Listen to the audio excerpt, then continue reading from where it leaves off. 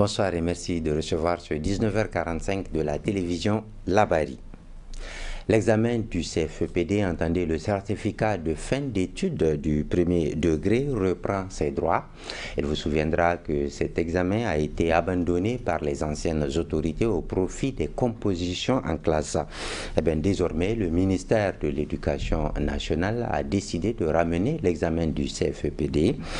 Et pour savoir ce qu'en pensent les acteurs du système éducatif national du Niger, nous avons interrogé quelques-uns au micro de Ismaël Moumouni et Sadou Tomi. Ramener le premier diplôme consacrant la fin du cycle de l'école primaire, à savoir le certificat de fin d'études du premier degré CFEPD, ainsi en a décidé le ministère de l'Éducation nationale. Enseignants, parents d'élèves et les structures œuvrant dans le secteur éducatif saluent cette initiative des autorités. Ce qui va avantager le système, si le retour des CFEPD peut nous amener une stabilité dans le système. Et alors nous l'acceptons. Nous, tout ce qui arrange l'école, ça nous arrange. Nous sommes là pour l'école. Tout ce qui arrange l'école, nous sommes partants.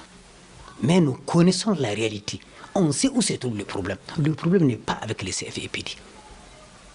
Néanmoins, on peut ramener le CFPD, mais on ne peut pas perdre de vue du vrai problème qui est là-bas. Nous remercions les nouvelles autorités de pouvoir relancer cet examen de fin d'études du premier degré. Nous, en tant que parents, nous applaudissons et nous accueillons vraiment cette initiative avec joie. Nous l'accueillons parce que ça fait longtemps que nous avions constaté une certaine défaillance dans l'apprentissage des enfants au niveau du primaire. Pour l'élève, la gestion de ces émotions-là, dont le suspense, l'échec ou la réussite, fait partie donc de la croissance intellectuelle même de l'enfant, et leur ôter ce premier choc donc de la scolarité était à notre lecture une mauvaise chose. Donc le ramener reviendrait tout simplement à prendre en considération ce droit de l'enfant de vivre à un certain âge, donc ces émotions-là, et de pouvoir les gérer convenablement comme tout le monde. Au-delà de l'enfant, il y a l'enseignant. L'enseignant, et aujourd'hui, sans ce FEPD-là, il se mesure uniquement à lui-même. Or, il doit se mesurer donc à d'autres valeurs, à d'autres personnes, à d'autres circonstances. Et lui aussi a envie de vivre cette émotion-là, donc de mesurer ses propres performances et de sentir que cela évolue. Mais aussi pour la nation même. Vous savez, avec les examens, l'État se donne l'opportunité des références et des référents pour mieux sélectionner et pouvoir se donner de l'option pour orienter donc les meilleurs et bâtir les compétences de l'État en fonction d'éléments pragmatiques, d'éléments objectifs. Ces gens ont des points de compétence du ministère. Néanmoins, ils invitent les autorités d'intégrer tous les acteurs concernés dans ce comité. Et va travailler demain, la mise en place du comité d'abord de ce demain le 22. Nous allons voir, ils vont nous faire des propositions, ils vont nous montrer sur quoi ils se sont basés pour ramener le CFEPD.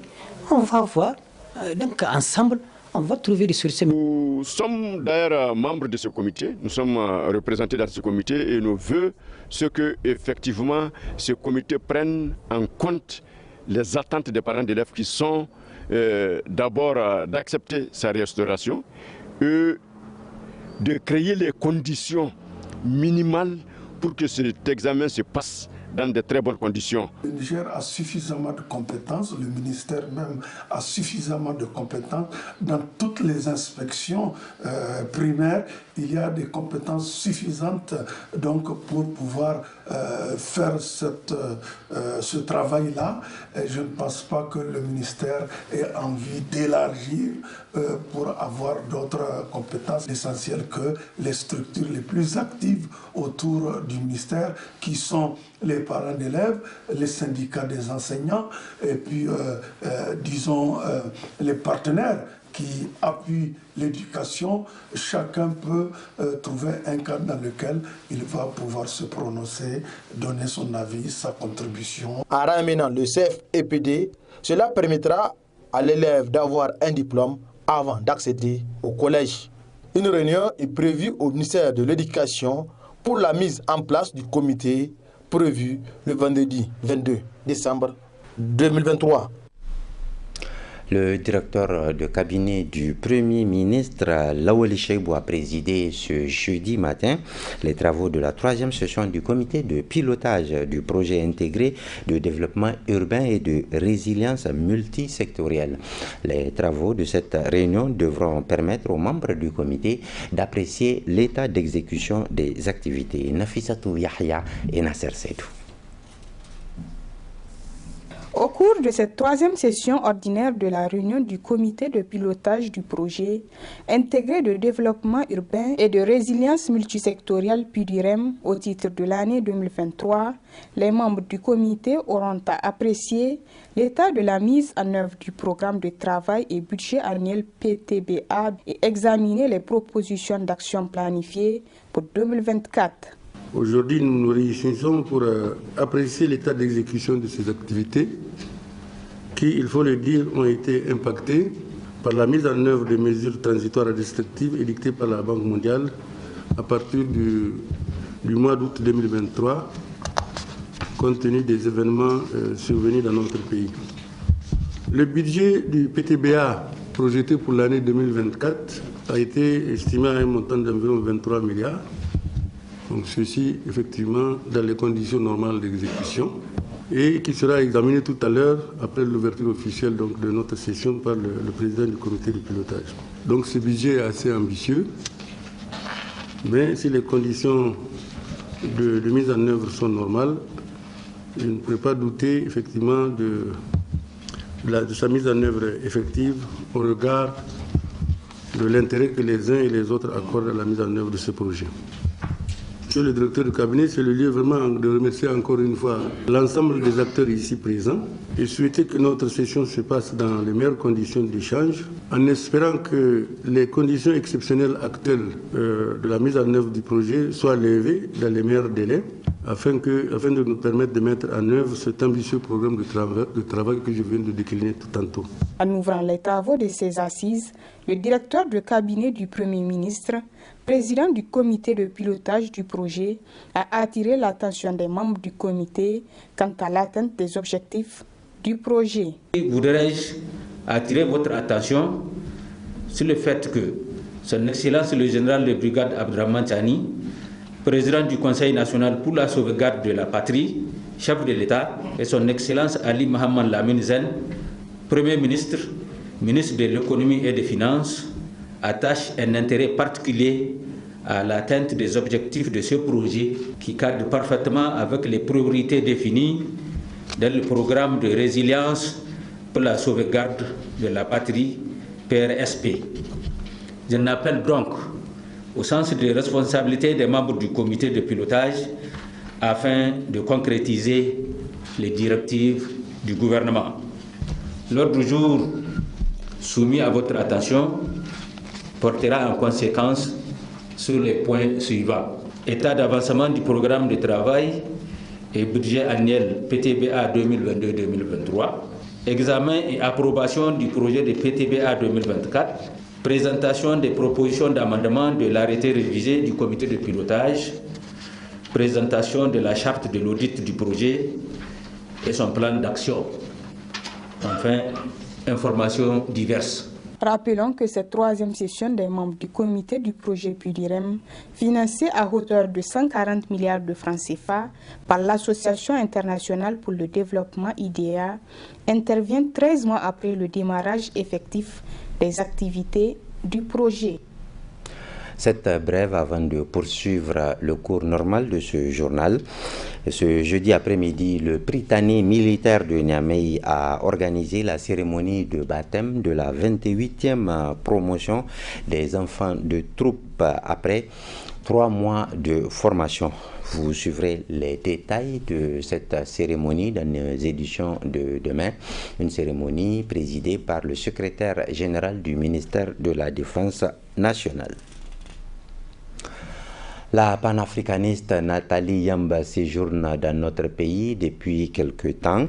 Hier, mercredi, une gigantesque conférence publique a été organisée en son honneur au Palais des Congrès de Niamey, un lieu qui a vibré au rythme du panafricanisme et qui a servi aussi de cadre pour honorer les rédacteurs de l'hymne national de notre pays. Vivons ces moments plein d'émotions avec Boubacar Ibrahim. Je suis dans la grande salle d'un palais des congrès plein à craquer qui se tenait la grande conférence publique animée par Nathalie Yam sur initiative d'urgence panafricaniste section du Niger. Ainsi, hommes, femmes, acteurs sociaux, autorités publiques n'ont pas manqué de faire le déplacement pour saisir les paroles fortes du concept panafricaniste basé sur l'émancipation, la liberté et la souveraineté. Dans le discours prononcé pour la circonstance, l'initiateur a essentiellement situé les objectifs d'une telle initiative. Le thème de la présente rencontre, souveraineté, conditions de l'action nationale et internationale des États, qui sera présenté tout à l'heure par notre camarade Nathalie Yam, est d'actualité. Au regard du contexte marqué par un éveil des consciences africaines, c'est la contribution d'urgence panafricaniste Niger pour accompagner l'élan souverainiste du peuple nigérien. Assurément, avec Nathalie Yam, vous en sortirez édifiés sur non seulement le moment historique pour notre Afrique, mais aussi les enjeux pour notre continent de tourner définitivement la page de la soumission et de la spoliation de nos ressources et de nos richesses. De vous, nous sommes sûrs d'avoir des contributions allant dans le sens de l'éveil des consciences que l'heure a sonné pour la libération de l'Afrique et pour une indépendance véritable. Camarades combattants d'une Afrique indépendante, souveraine, libre, unie et prospère, je ne terminerai pas mon propos sans pour autant apporter notre soutien à tous les jeunes leaders africains habités par le même combat que nous. La souveraineté, condition de l'action nationale et internationale des États, tel est le thème sur lequel Nathalie Yam va concentrer son intervention. La souveraineté nationale qui émerge comme un concept fondamental à l'aube de la pensée politique moderne avec Jean Baudin, avec Thomas Hobbes, avec Chinua Achebe, Kwame Nkrumah, Frantz Fanon, Djibo Bakary, ils ont été cités avant moi par le frère Abder, est essentielle pour l'efficacité de l'action nationale de l'État à plusieurs titres. De façon générale, elle permet à l'État dont elle fonde l'existence et à qui elle confère une autorité sur son territoire de définir une politique intérieure et extérieure indépendante visant la défense de ses intérêts nationaux. Grâce à la souveraineté nationale, l'État est en mesure de protéger ses citoyens, de vous protéger. Elle lui permet d'assumer la responsabilité de la sécurité et de prendre en toute indépendance les décisions et toutes les mesures qui s'imposent en vue de garantir votre protection. La souveraineté nationale est également importante pour la gestion des intérêts économiques, politiques et culturels de l'État. Condamnant les sanctions imposées par la CEDEAO, la dame de Sochi pour l'émancipation de l'Afrique a laissé entendre que cela ne devrait pas rester impuni. Il faut plus que jamais que l'on soit d'accord sur 4 choses. D'abord, quand ils viennent là, il faut qu'ils comprennent que le Niger est un pays souverain. Première chose. Deuxième chose, quand leurs émissaires arrivent, il faut qu'ils comprennent que les questions abordées relèvent des affaires intérieures du Niger. Troisième chose, il faut qu'ils sachent que les positions de la CEDEAO ne peuvent avoir aucune valeur de décision, mais restent de simples avis consultatifs. Et enfin, il faut qu'ils soient conscients et que vous leur disiez que les actes illégaux qu'ils ont posés ont eu des conséquences dommageables sur les citoyens et sur l'État. Et il faudra poser la question de leur réparation sur la table de négociation. Le soutien et l'engagement témoignés aux côtés du peuple nigérien, Nathalie Yamba a été décorée par les autorités nigériennes présentes pour la circonstance. À savoir enfin que dans notre exposé, Abdraman Oumourou, saluant le courage des dirigeants de l'AES, a signalé qu'il n'est pas question d'organiser des élections à la hâte comme l'espéraient bien d'acteurs politiques. Lancement ce jeudi matin du Forum national de l'arbre à la maison de la presse de Niamey. Reboisons le Niger, l'avenir s'y trouve. Tel est le principal centre d'intérêt de ce forum, résumé ici par Sakina Gazibo et Aboubakar Soleil. La première édition du Forum national de l'arbre a débuté sous le thème inspirant « Reboisons le Niger, l'avenir s'y trouve ». Un événement inaugural empreinte de sonalité, avec la présidente de l'organisation du forum dans son discours mettant en lumière les motivations derrière la création de cet événement crucial pour la préservation de notre environnement. L'initiative pour l'arbre est une initiative éco-citoyenne qui œuvre dans l'éducation environnementale, dans la protection de l'environnement et plus précisément dans le reboisement au Niger. C'est une initiative qui s'aligne sur les objectifs de la Grande Muraille Verte. Elle s'aligne aussi sur les objectifs de la contribution déterminée nationale pour faire face au changement climatique. Et c'est aussi une initiative qui s'aligne autour de la stratégie du développement durable et la croissance inclusive du Niger. Et c'est dans ce cadre que ce forum a été préparé pour impulser la communauté nigérienne, pour éduquer la communauté nigérienne autour des plantations d'arbres. Le professeur Bodo, porteur de l'initiative, a partagé ses réflexions sur la genèse de cette première édition, tout en soulignant l'importance de l'engagement collectif pour la sauvegarde de notre écosystème. L'initiative pour l'arbre est une initiative de bénévolat éco-citoyen, donc une initiative qui a vu le jour, on va dire, en 2021 et qui est née de la volonté des jeunes Nigériens dans l'optique effectivement donc de reverdir le Niger. Parce que quelque part, nous avons toujours dit, le Niger c'est un pays qui est aux 2 tiers désertique. Et donc, c'est un pays qui est assujetti à tous les affres, en tout cas donc, du changement climatique, mais surtout la désertification aujourd'hui qui amenuise de manière systématique les ressources végétales au Niger et qui impacte durablement, en tout cas de manière négative, les conditions de vie et d'existence des populations nigériennes. Il a été créé dans un constat premier. Au Niger, chaque année, on fait des millions de plantations, mais il manque un maillon, enfin il manque un élément dans le maillon de plantation au Niger, c'est l'entretien. Et donc nous avons créé cette initiative-là dans l'optique d'entretenir en tout cas les plantations au Niger. Mais au fur et à mesure qu'on est dans la plantation, on voit qu'il y a également besoin d'accompagner les entretiens d'arbres par le regarnissage donc des plantations. Une initiative soutenue par l'université Boubacar Ba de Tillabéri. L'université Boubacar Ba de Tillabéri s'intéresse aux questions de recherche qui touchent la dégradation de l'environnement. À juste titre, ces questions de recherche s'inscrivent dans le cadre des actes de recherche développés au sein du laboratoire d'agroécologie de l'université Boubacar Ba. Le forum sur l'importance des arbres qui nous réunit aujourd'hui vient dans un contexte où la dégradation des terres et de l'environnement prennent de plus en plus de l'ampleur. Je suis convaincu qu'à travers les échanges et conférences, des meilleures pistes de réflexion sortiront pour mieux orienter les actions de développement et de recherche. Ainsi, dans l'éclat des projecteurs et le murmure de l'auditoire attentif, la première édition du Forum national de l'arbre a été lancée. que ce moment marque le début d'une ère dédiée à la régénération de notre environnement, une ère où chaque semence plantée aujourd'hui portera les fruits d'un avenir durable au Niger. Les festivités se poursuivront avec les plantations d'arbres, une étape concrète vers la réalisation du thème du forum.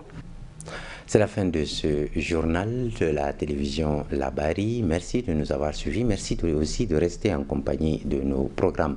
Et à très bientôt, Inch'Allah.